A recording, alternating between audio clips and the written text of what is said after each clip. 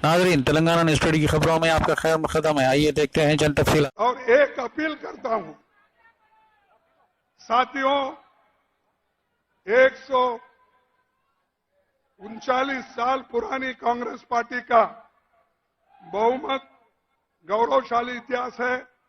आप लोग और आपके पूर्वज तमाम ऐतिहासिक घटनाओं के साक्षी रहे हैं।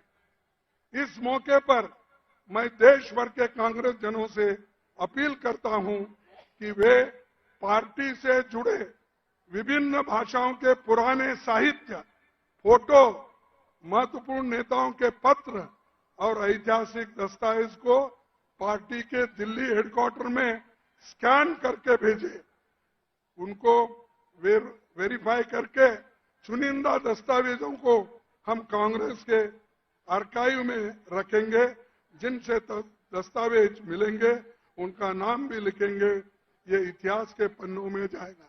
जो भी आपके पास कांग्रेस के बारे में लिखे हुए कागज है, जो महात्मा गांधी जी के हो, पंडित जवाहरलाल नेहरू जी के हो, वल्लभ भाई पटेल के हो, अब्दुल कलाम आजाद के हो, किसके भी हो, जैसा कि यहाँ पर 3 तो हमारे अधिवेशन हो गए और फैजपुर जो वहां पर भी एक नेहरू जी के नेतृत्व में फैजपुर में भी एक अधिवेशन हुआ।